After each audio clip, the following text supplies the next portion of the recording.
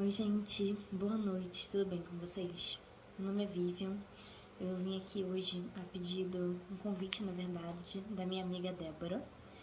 Ela é uma amiga muito especial para mim, a gente se conhece aqui do Rio de Janeiro e ela pediu para compartilhar com vocês um pouco da minha visão, né, sobre psicóloga. Eu sou psicóloga, eu trabalho com a área clínica e também com RH e o pedido dela foi que compartilhasse uma palavra e ao mesmo tempo, né, trouxesse ali um pouco de uma visão que traz a psicologia junto.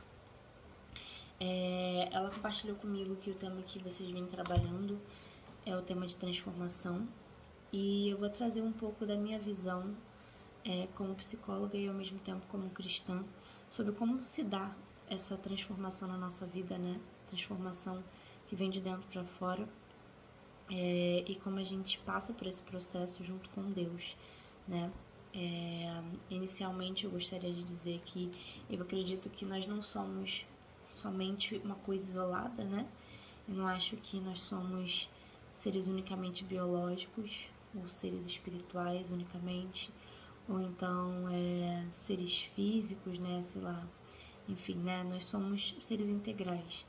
Então, nós somos tudo ao mesmo tempo. Nós somos seres espirituais, nós somos seres biológicos, né? Nós somos seres que vivem em sociedade, né? Então, somos seres sociais também. E tudo isso se soma e forma quem nós somos, né? E a gente, como cristão, a gente crê que nós somos espirituais mesmo, né? E a gente vive isso no nosso dia a dia, na nossa fé. Então, quando eu falar um pouco de como eu entendo a transformação, eu entendo que ela passa pelo nosso ser e eu psicológico, pelo nosso ser biológico, ela passa pelo nosso ser emocional, né? E ela passa pelo nosso ser também social e também o nosso ser espiritual. Então, primeiro eu queria começar falando um pouco sobre o processo de mudança, né? A Débora tem conversado aí, o pessoal tem conversado com vocês sobre Ana. A Débora compartilhou comigo que está sendo falado sobre Ana e sobre como o posicionamento dela foi importante para que houvesse mudanças na vida dela. E eu acredito que o posicionamento ele é uma externalização da mudança interna, da transformação interna, né? Antes de alguém se posicionar e externalizar, teve que haver mudança e transformação dentro daquela pessoa. Então, eu vou começar falando um pouco de como eu entendo o nosso processo de mudança, como eu acho que é importante o autoconhecimento nesse processo e depois algumas das coisas que podem impedir a gente ou paralisar a gente no meio desse processo ou no começo dele, de não seguir no modo de transformação que Deus quer que a gente continue, né? Estar na Terra é estar em transformação, é estar em constante mudança, enquanto a gente se torna alguém mais parecido com Cristo até o dia que Ele venha, leve a gente, né, e a gente se torne ali seres, né, que não são mais tão limitados como a gente é hoje.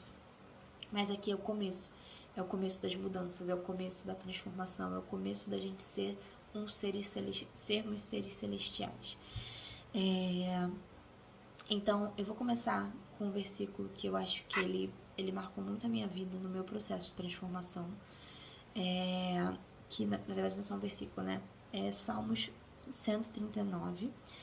Ele fala muito sobre a criação, né? Sobre como Deus conhece a gente, sobre todo o tempo que Ele sempre conheceu. E eu gosto muito, principalmente dessa parte, que diz, entre o versículo 23 e 24, sonda-me, ó Deus, e conhece o meu coração. Prova-me e conhece os meus pensamentos. E vê se há em mim caminho mau. Guia-me pelo caminho eterno. Eu gosto muito desses dois versículos, porque ele parte do princípio de que eu não me conheço.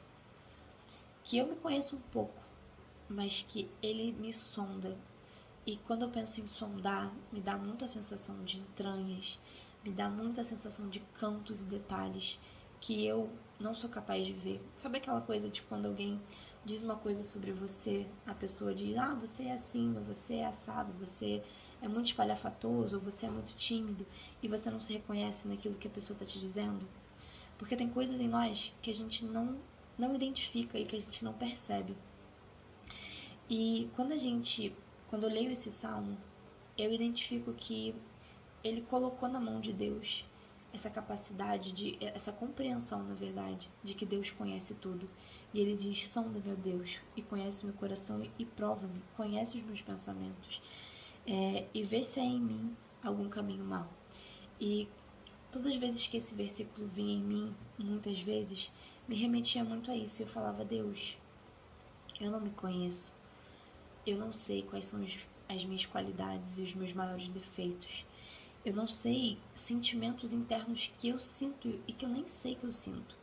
Às vezes a gente sente raiva de alguém, a gente às vezes sente inveja de alguém, às vezes a gente sente tristeza por causa de alguém que está feliz e a gente não se dá conta disso.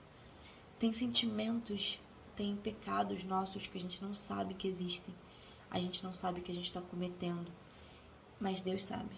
Ele nos sonda, Ele nos conhece. E não só no sentido ruim, não. Ele nos conhece no nosso pior e Ele conhece a gente nos nossos maiores potenciais.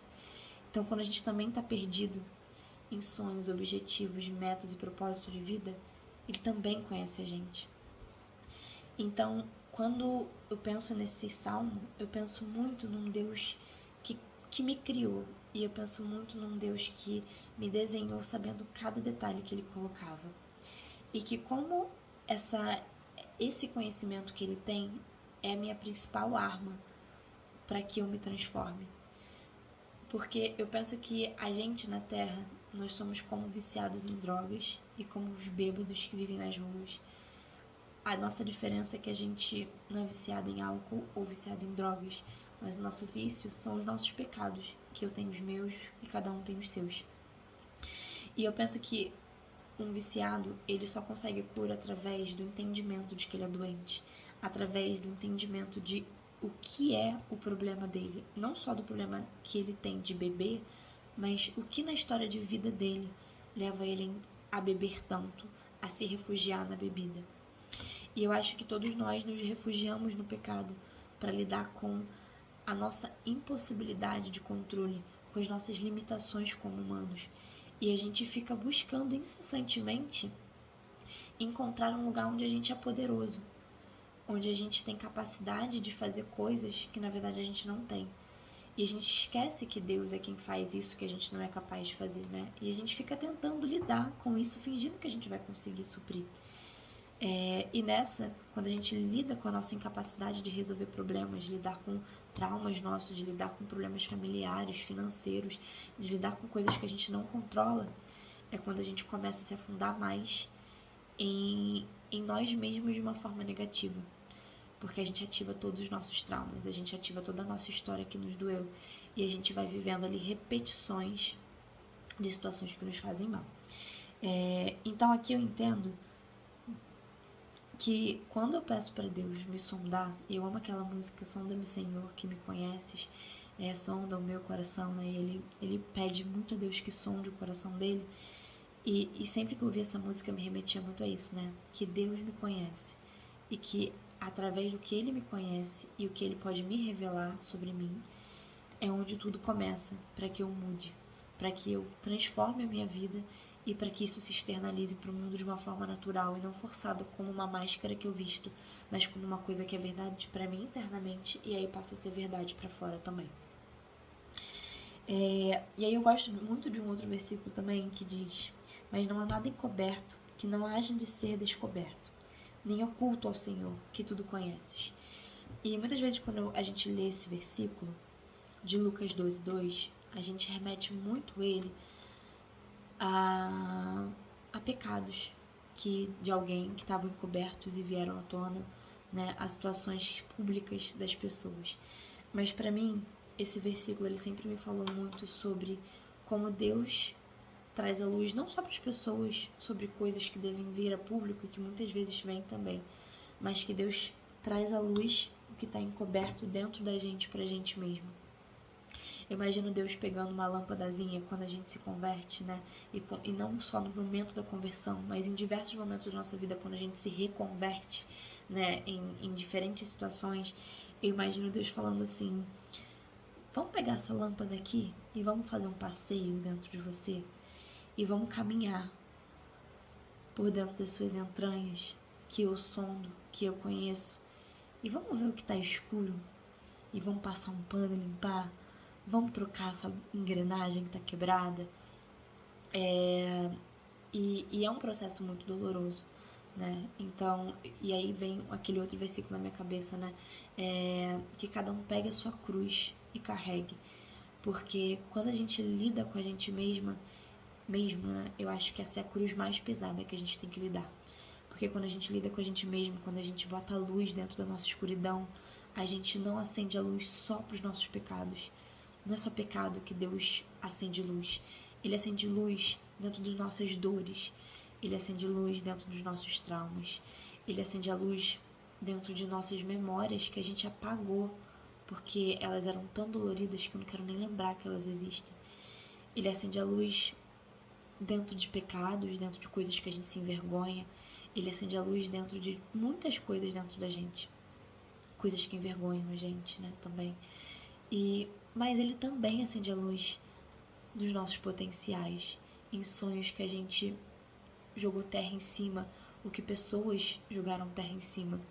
Ele também acende a luz em cima de coisas, né, que estavam guardadas, né? Então, eu acho que no primeiro instante a gente se posiciona, primeiro ele chama, depois a gente se posiciona, depois a gente pede a ele que nos sonde, a gente permite ele que ele nos sonde, que ele pegue a lanterna e que ele caminhe dentro da gente, e aí a gente permite que ele desacoberte o que está coberto. E é muito legal porque eu, como psicóloga, quando eu tô lidando com o paciente, a gente tá acessando as memórias, os traumas deles, a gente acessa com todo cuidado no tempo que aquela pessoa consegue lidar com aquilo. E se a gente que é humano é capaz de fazer isso como profissional, eu imagino, e eu já vi na minha vida diversas vezes os momentos em que Deus foi fazendo com cuidado, destapando coisas no tempo em que eu conseguia lidar com aquilo, porque ele sabia que, por mais que às vezes eu tivesse uma idade avançada, emocionalmente eu estava como uma criança, ou emocionalmente eu estava como uma adolescente. E quantos de nós, a gente muitas vezes não se vê fazendo birras, tendo comportamentos, falando igual criança, sendo rebelde igual adolescente, questionando tudo igual adolescente. E às vezes pessoas como eu, de 30 anos, de 25, de 50, 40, pessoas que não são mais crianças e adolescentes, mas que a nossa criança e o nosso adolescente interno estão feridos. E aí a gente peca, a gente faz mal porque a nossa criança está ferida. A gente sofre, a gente não alcança sonhos porque a nossa criança não está preparada para assumir um papel de adulto na vida. E aí eu sinto que Deus pega a gente exatamente onde a gente está parado, seja na infância, na adolescência, ou na fase adulta, ou na fase idosa. E ele pega a gente e ele fala: calma, você está como uma criança, mas eu vou te acompanhar até você estar como adulta, até você estar como adolescente, para que você seja capaz de passar por cada fase da evolução que talvez a vida não tenha te permitido. Mas que agora que você entendeu que eu tô na sua vida, eu vou ser um pai que você não teve, eu vou ser a mãe que você não teve, e eu vou te ajudar a passar por essas fases junto comigo. Então, eu acho que quando a gente permite que Deus faça esse acompanhamento da gente, eu acho que Deus vai sondando a gente e Ele vai transformando a gente durante o caminho.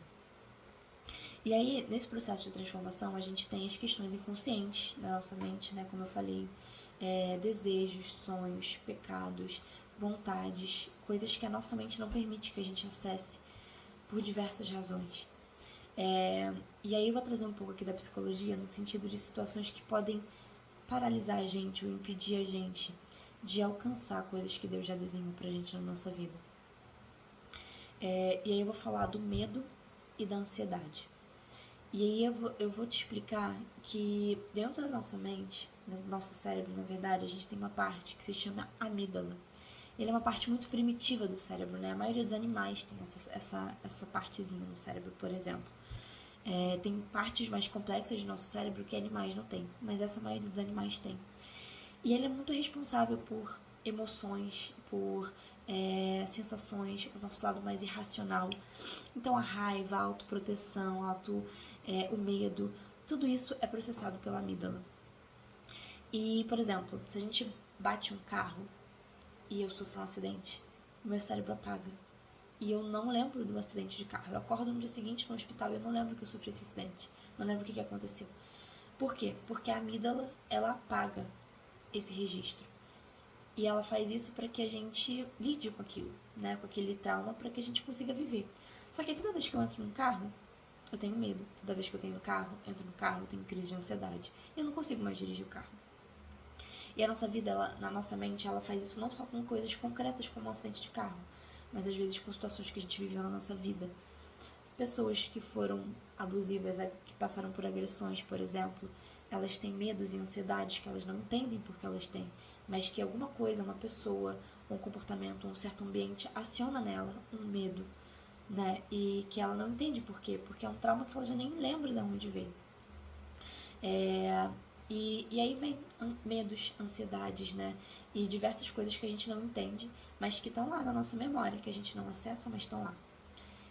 E aí é muito curioso pensar que Deus pega isso, Ele pega esse medo, Ele pega esse trauma, e Ele bota uma luzinha, e Ele te faz lembrar daquilo. E Ele fala, eu tô com você, eu tô cuidando de você. E vamos tratar esse trauma e curar ele. Vamos tratar essa inveja, que você não entende de onde veio. Vamos tratar essa raiva, que você não sabe de onde que você tem essas explosões de raiva. Vamos tratar esse medo que te paralisa, que tem medo de confiar em Deus. Então, eu vejo Deus nesse processo de cura. Eu vejo Deus nesse processo de pegar a gente pela mão e passar com a gente por isso tudo que a gente viveu.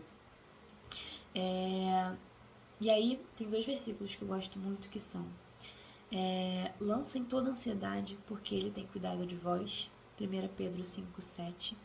E no amor não há medo. Ele expulsa o medo, né? Que é 1 João 4,18. Então, o amor lança fora todo medo.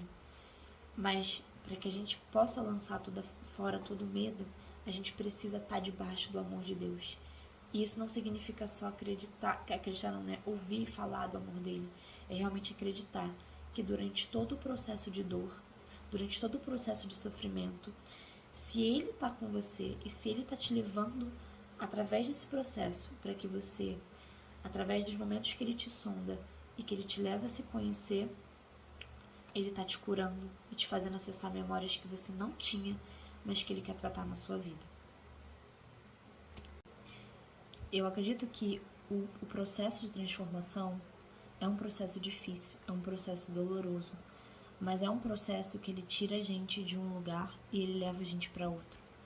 E é um processo de cura, acima de tudo, na minha concepção, né? Quando é uma transformação feita por Cristo dentro de nós, Ele é o caminho, a verdade e a vida. Então, Ele sonda a gente, né? E Ele faz a gente percorrer esse caminho que Ele é. Ele dá vida a gente através desse caminho que Ele é. E Ele é a verdade. Então, Ele traz a verdade pra gente. A verdade sobre nós mesmos, a verdade sobre quem Ele é, primeiramente, né? E aí, em seguida, sobre quem nós somos nele. E sobre o que Ele gostaria que a gente fosse, né? Porque nas nossas limitações aqui na Terra a gente não consegue ser integralmente. Mas Ele traz essa verdade pra gente. E faz a gente esperar o dia em que a gente vai conseguir ser como Ele, né? Ser integral junto dele. Então, esse é um pouco do resumo que eu gostaria de trazer, né? E que a gente lance fora todo medo, recebendo o amor e o perdão de Deus, seja sobre lá o que tenha se passado na nossa vida, que a gente revisite os nossos traumas, nossos pecados, a nossa história de vida com Deus, com Cristo ao nosso lado, revisitando tudo isso, nos lavando dos nossos pecados e tirando todo medo de rejeição, todo medo de falhar, todo medo de não dar conta, todo medo de não ser suficiente, todo medo de não ser amada. E a gente lança fora todos os nossos medos e a gente se transforma, passando a confiar de que, independente das nossas limitações, Cristo é com a gente. E é Ele quem transforma a gente de verdade, porque o operar é dele, né? A gente pode desejar, a gente pode pedir, mas é Ele quem opera dentro da gente. Então, é muito importante a gente abrir mão do controle dentro do processo de transformação e deixar que Ele nos leve pelo caminho, que Ele nos mostre a verdade, que Ele seja a nossa verdade, que Ele traga a vida pra gente. E também é importante que a gente confie nele nesse processo. Porque a gente só vai ficar num terapeuta, a gente só vai a um médico, por exemplo, que a gente confie. A gente não vai se expor, a gente não vai mostrar nossas feridas para um médico que pode piorar ele. A gente não vai falar das nossas dores para um psicólogo que vai piorar as nossas feridas. Então, é extremamente necessário num processo de cura, seja ele físico, mental, espiritual, que haja confiança. Então, Cristo quer que a gente lance toda a ansiedade, que a gente tenha fé que Ele é quem cuida da gente, como diz em 1 Pedro 5,7. Então, essa é a minha mensagem sobre transformação, né? Eu gostaria que vocês pensassem, né? Em como está o teu conhecimento, primeiramente, sobre Cristo, sobre a identidade de Cristo, sobre como você tem permitido que Deus traga a luz e a verdade sobre quem você é e sobre quem Ele é, para que você possa refletir e permitir que Ele te leve a entender o que você precisa mudar dentro da sua vida e dentro de você mesmo. Porque as mudanças que Ele vai sugerir a você e o que Ele vai mostrar para você sobre você é diferente sobre o que Ele vai mostrar para outra pessoa que talvez externamente viva algo parecido com você. Mas cada pessoa tem a sua história. E Cristo é o único que estava lá quando você estava na barriga da sua mãe e você já presenciava coisas ao ouvir, ao sentir junto com a sua mãe as emoções, que só Ele sabe, que você nem lembra mais. Então a tua história de vida, não é igual a de ninguém. Então lança sobre Ele os teus medos, confia nele e abre mão do controle de ser perfeito, de dar conta de tudo e dessa evitação em olhar para o que há de errado em você, porque Ele nos vê como humanos e Ele sabe nossas limitações. Quem não vê é a gente não se enxerga, a gente não se vê. E a gente não se enxergar e a gente não se vê é um grande empecilho no nosso processo de transformação. Numa terapia, né, o processo da gente não querer olhar para um problema, não olhar para um erro nosso, não nos responsabilizarmos por algumas coisas, é o que nos impede de sair de uma fase infantil para uma fase adolescente, para uma fase adulta. A maior diferença entre uma criança e um adulto é que a criança ela não é responsável pelo que ela faz e ela não se responsabiliza, mas ela também não consegue concretizar e realizar coisas na vida que só um adulto consegue. Então a gente precisa se reconhecer aonde a gente está, respeitar o nosso momento e pedir que Deus nos leve a um amadurecimento junto com Ele, para que a gente consiga chegar a estar num momento em que a gente está mentalmente adulto, né? Se a gente é adulto, onde a gente está fisicamente adulto, né? E onde a gente está espiritualmente adulto também. Então, o processo de transformação, ele é integral. Ele é físico, ele é mental, ele é espiritual, ele é social. Porque a nossa transformação, ela também impacta o nosso social e as nossas relações. Então é isso, gente. Espero que, de alguma forma, essa mensagem tenha sido edificante na vida de vocês. E qualquer coisa, vocês podem fazer contato comigo aí através da Débora. Tchau, tchau, gente.